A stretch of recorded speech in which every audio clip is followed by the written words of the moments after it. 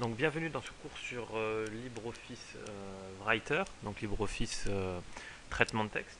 Donc nous allons durant ce cours vous présenter l'interface complète du logiciel. Nous allons apprendre à mettre en formatage des caractères, un paragraphe et la page. Nous allons travailler sur les exportations, format universel, le .doc et le format en PDF. Nous ferons quelques exercices sur les options de formatage, sur la mise en place d'un cadre autour d'une page, l'insertion de pieds de page ou des en-têtes. On travaillera une petite mise en place, une petite disposition de type journal. On travaillera sur les tableaux aussi. Et dans d'autres vidéos, on fera 2 TP, des travaux pratiques sur la table des matières, le public postage. Voilà, donc voilà un petit peu l'objet du cours. Donc, présentation de l'interface. Alors, on va lancer LibreOffice. Alors, LibreOffice, vous tapez dans Google LibreOffice. Alors, on va le faire ensemble. Donc là, le logiciel se lance, vous tapez LibreOffice. Alors, LibreOffice, il y a 2 logiciels, il y a LibreOffice et OpenOffice. Je ne rentre pas dans les détails. LibreOffice, c'est une scission du projet initial qui s'appelait OpenOffice. Pour des raisons on va dire de perspective. Il y a eu une perte de confiance de certains membres de l'équipe de développement de OpenOffice sur la garantie libre et gratuite du logiciel OpenOffice, puisque le mécénat qui était effectué par Oracle, qui est une société qui produit qui est un leader dans le monde sur les systèmes de base de données, donc qui sponsorisait OpenOffice, n'a pas donné les garanties nécessaires. Donc il y a eu une scission du projet. On va dire le projet le plus proche et le plus fidèle à l'esprit des logiciels libres, ça reste LibreOffice, même si OpenOffice est l'équivalent pratiquement de OpenOffice, de LibreOffice, de OpenOffice, pardon. Donc nous lançons le logiciel, enfin le site, et vous cliquez sur télécharger maintenant. Télécharger la version 4.3.4 et alors là, il vous appelle à faire un don, c'est une très bonne idée, ceux qui veulent participer au projet, mais bon, c'est pas obligatoire. Et puis vous avez le logiciel qui se lance, le téléchargement. Donc voilà comment on récupère OpenOffice, de façon LibreOffice, pardon. Très simple. Donc une fois qu'on lance le logiciel, donc on a la possibilité, on fera des vidéos sur l'équivalent du tableur, le logiciel de présentation, le logiciel de PAO, la base de données peut-être pas parce que c'est quand même assez complexe. Donc on lance OpenOffice Writer. Voilà, et donc on arrive ici. Alors, la première chose qu'il faut comprendre, c'est que lorsque vous lancez un logiciel, enfin n'importe quel logiciel, vous avez ce qu'on appelle ici une barre de titre. Alors la barre de titre, c'est la barre dans laquelle se trouve le logo du logiciel, le nom du logiciel, enfin pardon, le nom du fichier du logiciel, le nom du logiciel. Alors, ici, il a sans nom 1 parce que le fichier n'est pas enregistré. Donc on va enregistrer notre fichier. Donc je reviendrai sur les formats d'enregistrement juste après. Enfin, dès qu'on va décider, donc il nous demande l'emplacement. Donc on va le mettre dans mes documents. On va l'appeler cours LibreOffice. Voilà. Et ensuite il me demande le format. Alors le format originel dans LibreOffice c'est ODT. Donc ça c'est le format avec lequel vous pourrez communiquer avec tous les traitements de texte libres. C'est-à-dire vous travaillez avec ODT, OpenOffice pourra l'ouvrir, StarOffice, enfin bref. Par contre avec Word ça ne marchera pas. Malheureusement souvent c'est ça qui est bloquant. C'est que le fait que Word n'intègre pas ce type de format, bon je ne rentre pas dans les détails puisque Microsoft n'a pas vraiment joué le jeu du format qui était imposé par les standards internationaux pour les éditions de texte. Donc du coup on est obligé, si on veut pouvoir communiquer avec l'extérieur, d'enregistrer au format .doc. Alors je sais que y a beaucoup de gens, enfin les puristes du libre n'aiment pas ça, mais malheureusement la réalité c'est qu'on est obligé de se plier à Microsoft et d'utiliser leur format d'enregistrement pour pouvoir permettre aux gens qui veulent travailler avec OpenOffice de ne pas être bloqués dans du partenariat avec des gens qui utiliseraient Word. Voilà, donc OpenOffice ouvre toutes les extensions, que ce soit du DocX, tout. Par contre, si on veut pouvoir envoyer son fichier OpenOffice à quelqu'un qui a Word, il faut enregistrer au format .doc. Donc on enregistre au format .doc et au niveau de la qualité, ça change absolument rien. Donc on enregistre dans mes documents et là vous allez voir que hop, le nom change. Donc dans cette barre de titre, vous avez donc le logo du logiciel, le nom du fichier et le descriptif du logiciel, en l'occurrence LibreOffice module Writer. Ensuite vous avez la possibilité de réduire, d'agrandir la fenêtre comme n'importe quel logiciel. Donc barre des titres. Ensuite vous avez ce qu'on appelle la barre des menus. Alors dans la barre des menus, vous avez des entrées qui sont communes à énormément de logiciels. Donc fichier, le menu fichier de la barre des menus, en vérité c'est le menu avec lequel, c'est l'entrée avec lequel on va pouvoir exporter ou importer tout type de document. Donc quand vous êtes quand vous avez fini votre travail, il suffit de faire fichier exporter, et là vous allez pouvoir exporter votre travail. Si vous faites fichier ouvrir, vous allez pouvoir importer du travail. Donc c'est vraiment, bon je ne rentre pas dans les détails, mais c'est vraiment le menu à partir duquel on va sortir, on va rentrer dans le logiciel. On peut aller sur le web, on peut imprimer, etc. Donc là rien d'extraordinaire. L'édition, c'est ici qu'on va pouvoir faire tout ce qui est copier, coller, rechercher, donc c'est valable pour n'importe quel logiciel. C'est vraiment tout ce qui est lié au travail dans le document.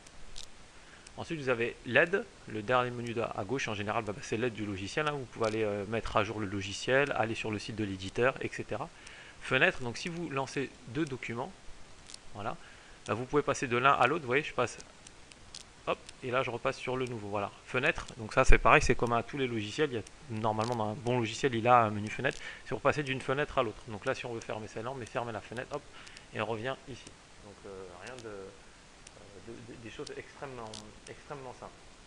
Donc ensuite dans affichage, c'est ici que vous allez gérer tout ce qui est la présentation, l'affichage de la présentation. C'est-à-dire que si vous voulez plus afficher ici, alors je suis obligé d'en parler, donc barre des menus et ensuite vous avez la barre des outils ici. Donc si vous voulez enlever la présence d'une barre d'outils, donc c'est cette barre d'outils et vous décochez par exemple à prendre dessin, vous voyez cette barre là, affichage, hop, barre d'outils, dessin, hop, elle disparaît. Donc dans affichage, on va vraiment gérer toute la partie affichage du logiciel. Voilà, on va pouvoir mettre ces barres d'état, on va pouvoir mettre ces barres d'outils, etc. Donc je rentre pas trop dans le descriptif parce que c'est quand même, là la première partie c'est vraiment de la présentation. Insertion, c'est pour insérer tout type de modules dans le document, insérer des images. Voilà, si on veut insérer une image, donc on fait insertion image, voilà, je la supprime. On peut insérer des pieds de page, des en-têtes, des tableaux, des vidéos, enfin voilà, tout ce qui est l'insertion. Le format, c'est tout ce qui va nous permettre d'habiller notre texte. C'est-à-dire si vous voulez mettre de la couleur, un fond, dans un caractère, un paragraphe ou dans la page, on va y revenir juste après, c'est dans format. Tableau, c'est une entrée pour gérer tout ce qui est tableau. Ça aurait pu être mis dans insertion tableau, mais ils l'ont reporté ici, c'est un peu plus adapté. Et outils, là c'est vraiment des modules complémentaires au logiciel. Donc c'est là que vous allez pouvoir gérer le module d'orthographe, la galerie, donc qui permet d'importer des contenus multimédia dans le logiciel. C'est vraiment tout ce qui va être les modules complémentaires. Donc voilà ce qu'on retrouve dans menu, dans la barre des menus. Donc vous imaginez bien, il y a des centaines, pour pas dire peut-être même des milliers d'options qu'on peut combiner, etc. Et pour vous éviter de devoir aller, et c'est comme ça que c'était fait les logiciels jusqu'à il n'y a pas très longtemps, on n'avait qu'une barre des menus. Maintenant vous avez une barre des outils. La barre des outils, qu'est-ce que c'est? C'est les entrées de la barre des menus les plus utilisées. Donc je prends un exemple, plutôt que de vous faire fichier ouvrir, vous avez un bouton ici ouvrir. Donc ici on a déporté dans une autre barre dessous les options les plus utilisées, parce que s'il y a 1000 options, quelque part on n'en utilise peut-être que 20. Et donc cette barre des menus, c'est l'accès direct aux options les plus utilisées de la barre des menus. C'est ici que vous avez l'accès direct à la barre des menus dans la barre des outils. Et ils sont regroupés en catégories. Donc ici dans affichage, vous voyez, vous avez deux barres d'outils. Vous avez formatage et standard. Alors c'est très facile. Standard, c'est les options les plus utilisées, c'est celles qui vous permettent de créer. Regardez, je vais l'enlever, c'est celle-là. Standard, hop. Je vais la remettre. Affichage barre d'outils standard. Donc c'est ici que vous avez la possibilité de créer un nouveau document, d'ouvrir un document, d'enregistrer, de l'envoyer par mail, de l'exporter, de l'imprimer, de corriger les fautes d'orthographe. Voilà, les options très utilisées en lien avec le logiciel. Et en dessous, vous avez la barre de formatage. On va y revenir juste après. C'est celle qui vous permet de mettre d'habiller votre texte, de mettre du gras, de l'italique, de le grossir, de choisir son alignement, de mettre des puces et des couleurs. Donc ici, c'est les deux barres d'outils les plus utilisées du logiciel. En dessous, vous avez des règles. Alors à quoi ça sert les règles? Les règles, c'est simplement pour vous permettre de positionner votre curseur au millimètre près. Vous voyez ici, là, vous avez un curseur. Donc si vous tapez du texte, si vous le voulez à 1 cm, vous prenez votre règle et vous le mettez à 1 cm. Voilà. Et à partir de maintenant, votre texte va être tapé à 1 cm. C'est pour pouvoir positionner votre texte absolument où vous voulez. Voilà, c'est ce qu'on appelle les règles. Alors vous pouvez les afficher ou vous pouvez les enlever. Voilà, affichage, règle. Donc c'est hop, affichage, règle. On va le remettre à 0. Hop, voilà. Donc, et bien sûr, ça peut être sur chaque ligne. Vous pouvez mettre une ligne à ça, et puis vous pouvez mettre une deuxième ligne, vous la ramener ici. Voilà, vous pouvez gérer l'alignement vraiment de façon très précise. Voilà, hop. Et ensuite, vous avez votre document. Alors, votre document, vous avez la marge, c'est ce qui n'est pas imprimé. On peut régler dans les paramètres, format page, vous pouvez régler la taille des... ici, vous pouvez régler la taille des marges. En général, c'est 2 cm. Voilà, donc ici, on gère la marge. Et puis ensuite, vous avez un carré qui vous symbolise la zone de saisie. Voilà, donc voilà ce qu'on a lorsqu'on démarre le logiciel. Vous avez donc toutes ces barres là. Et il y en a une dernière qu'on n'a pas vue, c'est celle qu'on appelle la barre d'état. Je l'avais enlevée. C'est celle qui vous dit un petit peu l'état de votre logiciel. Votre logiciel, il est composé de 2 pages. Donc c'est pour ça qu'on met page 0 sur 2. Ouais, si je descends, hop. Voilà. Tac. On va les effacer. Tac. Tac. Voilà. Il vous compte le nombre de caractères, le nombre de mots et de caractères. Voilà. Si vous voulez savoir combien il y a de mots et combien il y a de caractères. Le style, alors on reviendra sur le style, qu'est-ce que c'est. La langue, l'état du logiciel, est-ce qu'il est enregistré ou il n'est pas enregistré. Donc quand vous voyez ça, c'est qu'il n'est pas enregistré. Ici, vous avez la possibilité d'afficher les pages. Si on va générer une deuxième page. Oui, je pense à un document où vous avez 50 pages. Donc vous voulez vérifier un petit peu la mise en page plutôt que de les faire défiler une page par une page. Voilà, comme ça, vous pouvez ici directement, pardon, ici, hop, on revient en affichage normal, hop, vous pouvez directement ici les afficher. Alors côte à côte, vous cliquez ici, vous les avez côte à côte. Ici, vous décidez, vous choisissez le zoom, et ici, vous voyez, c'est une page par une page, ou ici, les pages côte à côte. Voilà, hop. On va le remettre en mode une page. Donc voilà ce que c'est que la barre d'état et le niveau de zoom. Voilà, le niveau de zoom ici. Donc la barre d'état, c'est l'état du logiciel. Donc je répète, barre des titres, ici, qui vous affiche le nom du document, le nom du logiciel. Barre des menus, l'accès à toutes les options du logiciel. Barre des outils, l'accès aux outils les plus utilisés. Les règles, pour vous pouvoir positionner son curseur au millimètre près. Le document avec la marge et la barre d'état. Voilà ce qu'on pouvait dire sur la présentation de l'interface. Alors, ensuite, ce qui est quand même le plus important, c'est de mettre en forme son texte. Alors, comment on met en forme son texte? La première chose qu'il faut comprendre, c'est que quand vous tapez, on va taper bonjour, je suis là. Voilà. Alors, si on veut mettre en forme ce texte-là, il faut bien comprendre qu'un logiciel de traitement de texte, il a 3 types de formatage.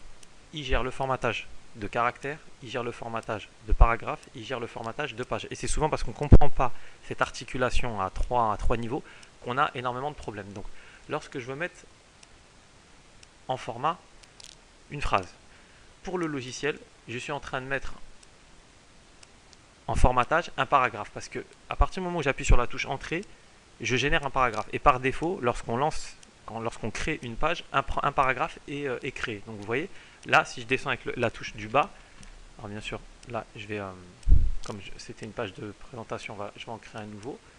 Je vais tout supprimer, parce que sinon, on n'aura pas ce que je veux. Hop. Tac. Voilà.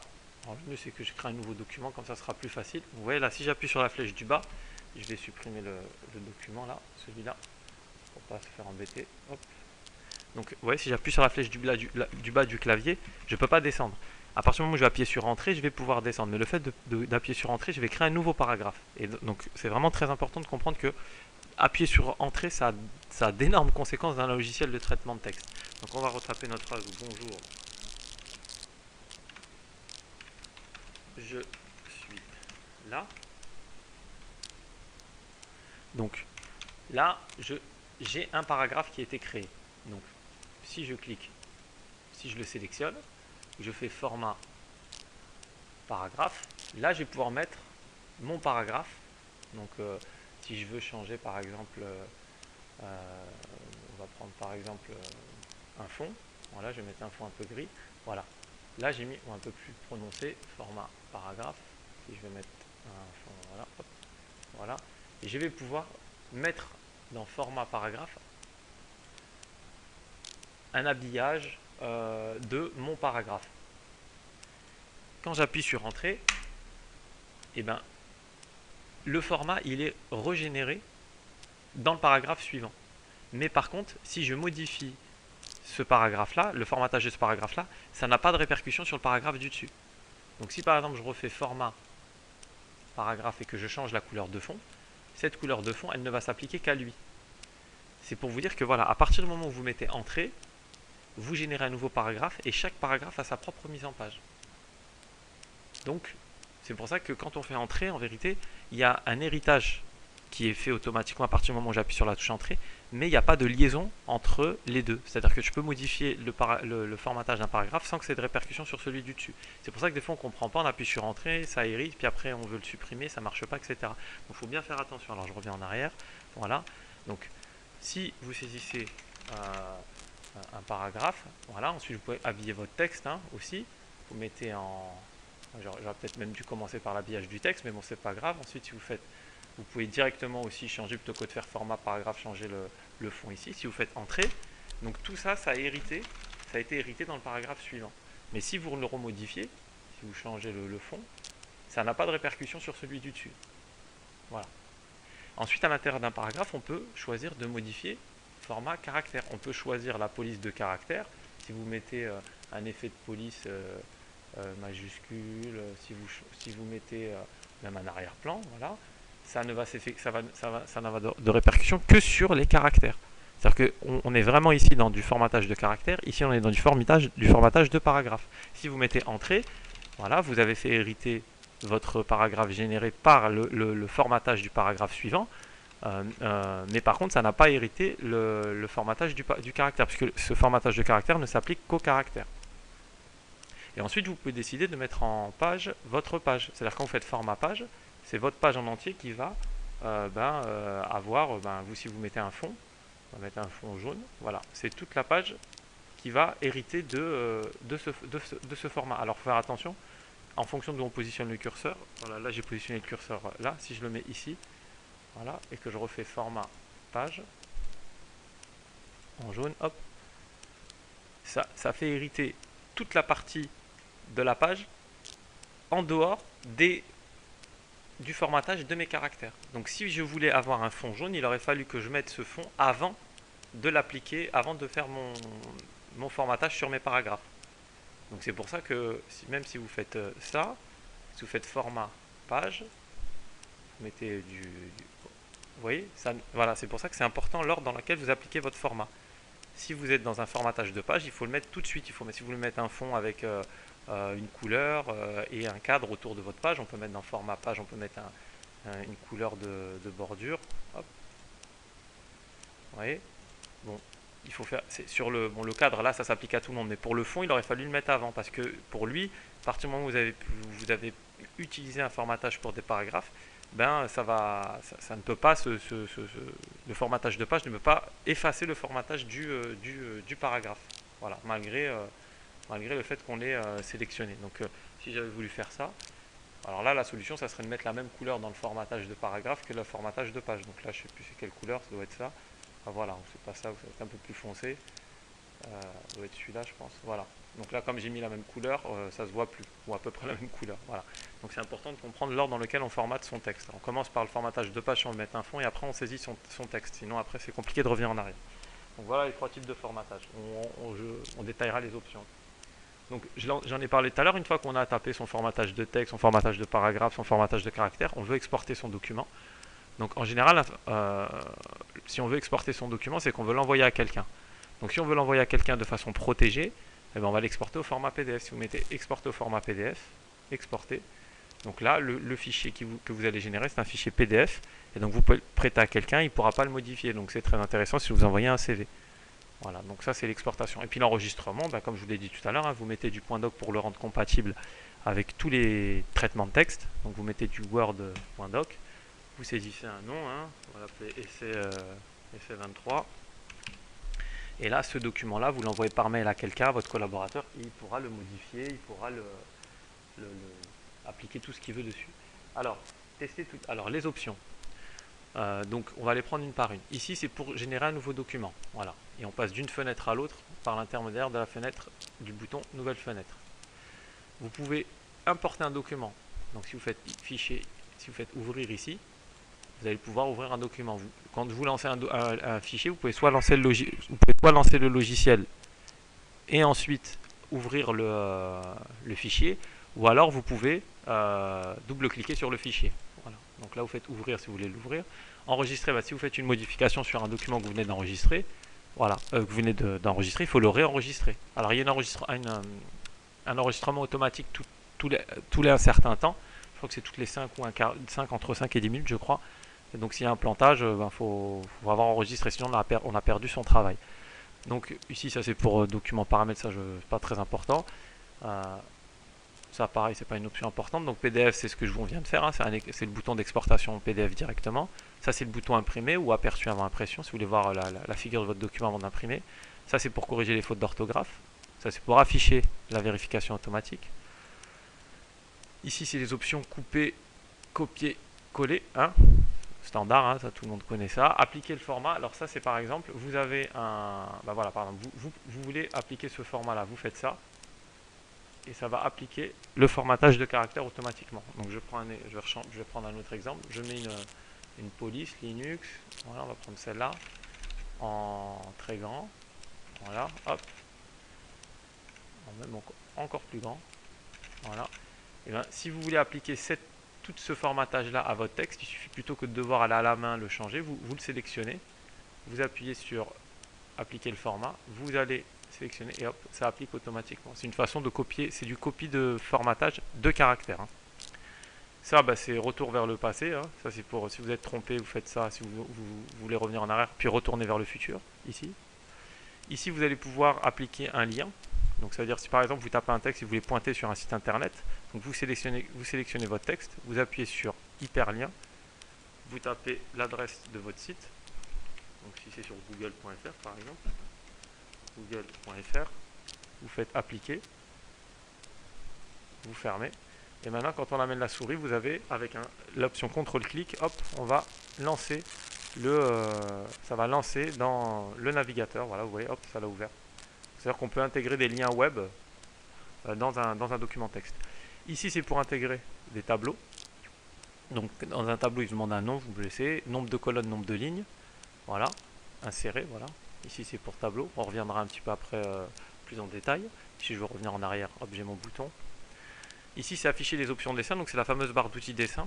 Alors, c'est assez intéressant. Donc, si vous voulez intégrer des formes, même de la 3D. Donc, si vous voyez ici, vous pouvez intégrer une ligne. Vous pouvez intégrer un carré. Vous pouvez intégrer un rond.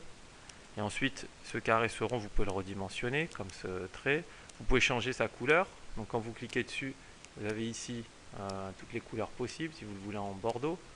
Vous pouvez choisir, hop, ici, sa bordure, si vous voulez une bordure jaune. Et vous pouvez même choisir l'épaisseur de sa bordure ici. Ici, pardon, hop, vous voyez.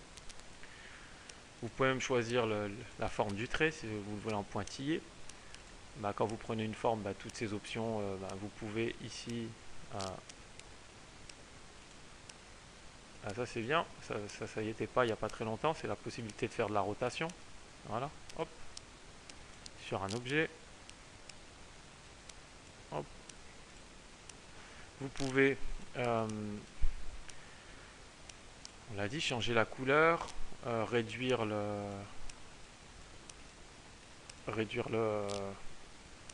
sa grandeur ou enfin réduire l'espace qu'il occupe. Ici, hop, vous pouvez mettre en place la rotation pareil sur l'objet, hop.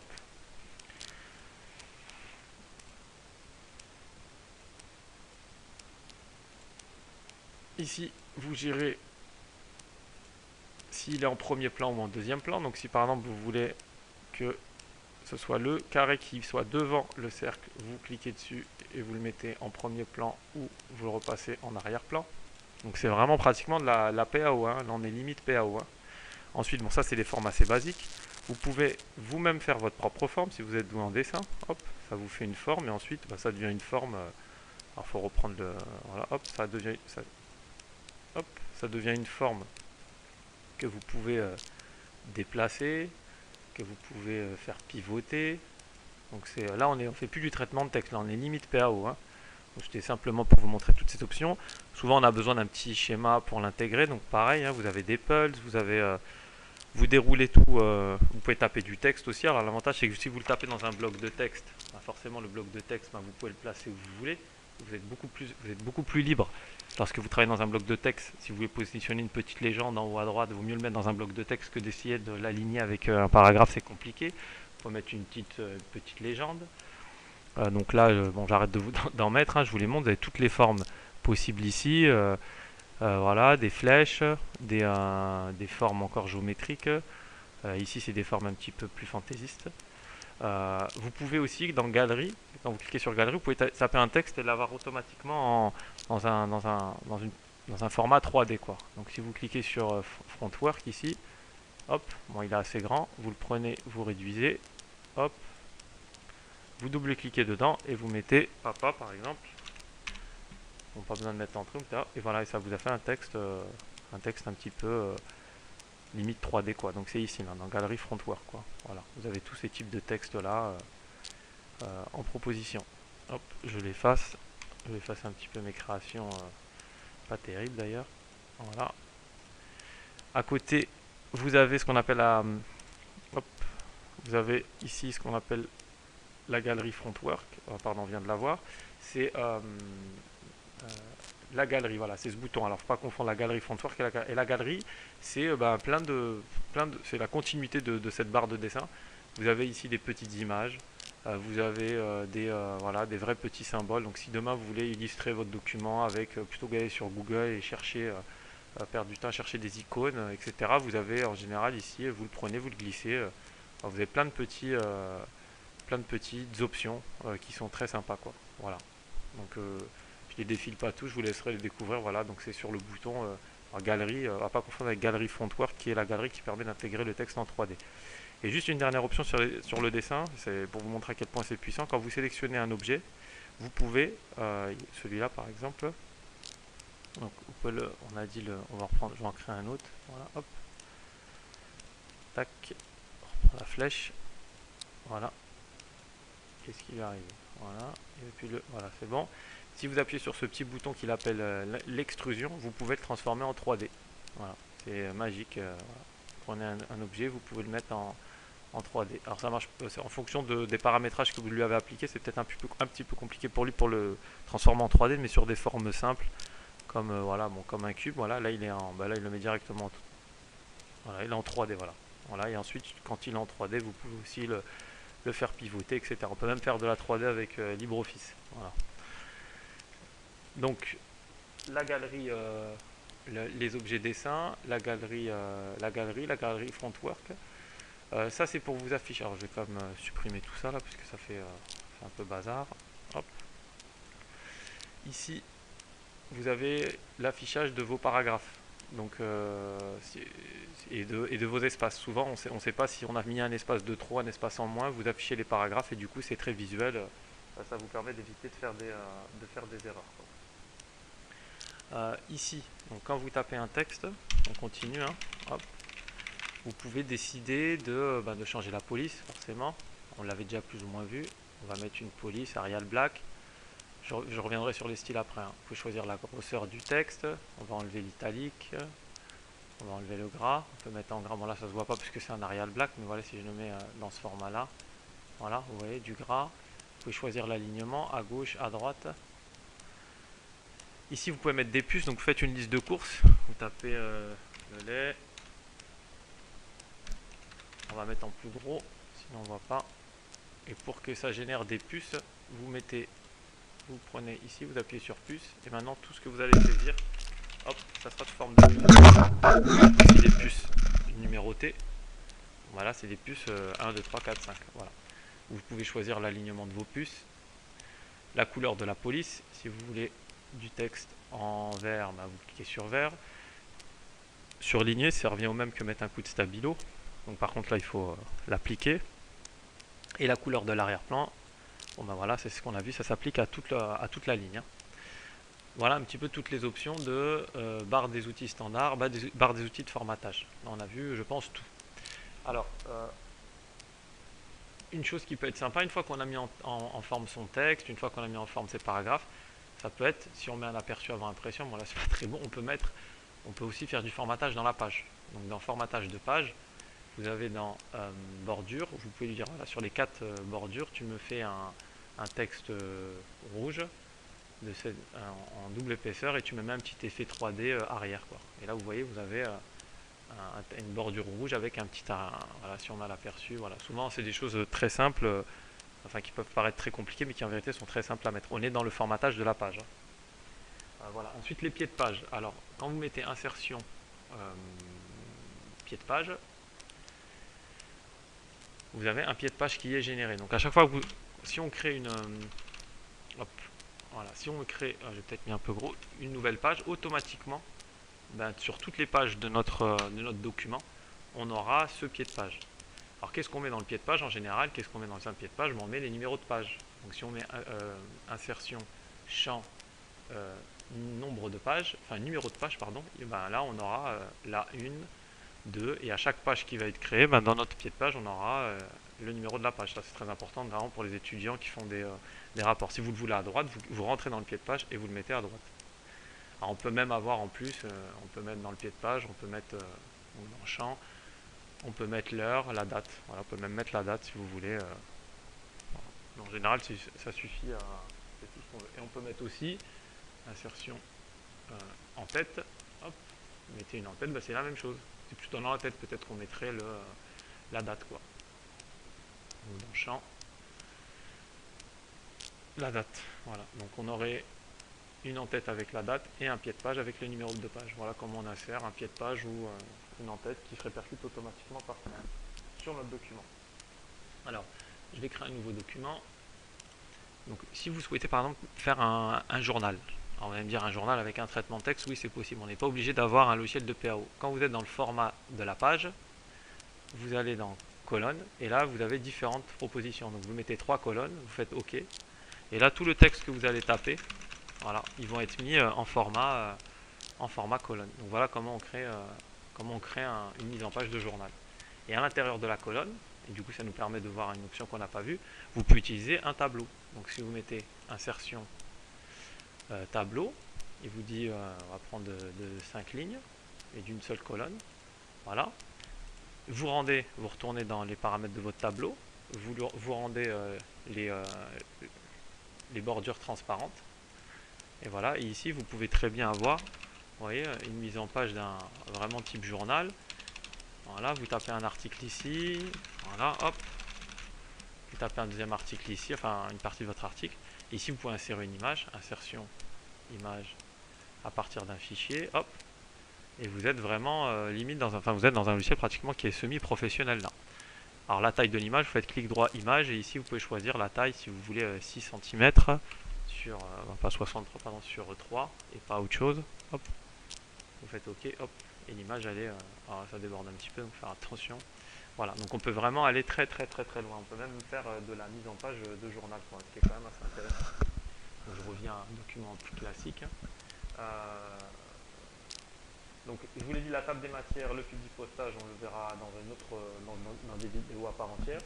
On va juste remettre un tableau dans un document normal. Donc quand vous êtes dans un tableau, une fois que vous l'avez généré, si vous êtes trompé, vous pensez que vous voulez rajouter une colonne, vous faites clic droit, colonne, insérer. Hop, vous en avez 2, 3, hop, vous mettez 3 colonnes. Vous voulez rajouter des lignes, c'est très simple. Vous faites un coup de, pas entrée, un coup de tabulation. À la fin d'un tableau, ça vous rajoute autant de lignes que vous voulez. Si vous voulez que ces 2 colonnes aient un fond, bah, vous appliquez ici uniquement sur la sélection, le fond, pareil pour le caractère, hein. Voilà comment on insère un tableau dans LibreOffice, c'est franchement très simple. Donc, on a vu les options de formatage, on a vu comment mettre autour du formatage de page, on a vu la galerie Frontwork qui me permet de mettre du texte 3D, on a vu les pieds de page, on a vu les en-têtes, la mise en place de dispositions de journal, on a vu les tableaux. Une dernière chose, on terminera là-dessus je pense, quand on enregistre son document, vous avez la possibilité de mettre un mot de passe dessus. Vous cliquez sur mettre un mot de passe, donc sans nom 3, il vous demande de le taper, auto, voilà, sans nom 3, je ferme, si je veux, hop, ça aussi je le ferme sans enregistrer, hop, si je vais relancer mon document, sans nom 3, il est là, voilà, si je double-clique dessus, il me demande, hop, le mot de passe. On peut même mettre des mots de passe. Vous êtes sur un document ultra confidentiel, il n'y a pas besoin d'appeler la NSA. Vous mettez un mot de passe, ça va quand même compliquer la tâche. Donc présentation de l'interface, barre du titre, barre des menus, on a vu, comprendre le formatage, hein, bien de prendre conscience qu'on formate un caractère avec les options de formatage ici. Le formatage de paragraphe, c'est à partir du moment où on fait la touche entrée, et le formatage de page dans format page. Hein. On a testé les options de formatage, galerie, pied de page, mise en page de journal, etc. etc. Donc voilà, c'est une présentation assez rapide, hein, je ne vais pas rentrer dans le détail. C'est quand même assez simple de comprendre que c'est accessible à tous et qu'il suffit un petit peu de pratique. Donc dans des prochains TP, on fera table de matière, flip de postage, on montera d'un niveau. Voilà, merci beaucoup.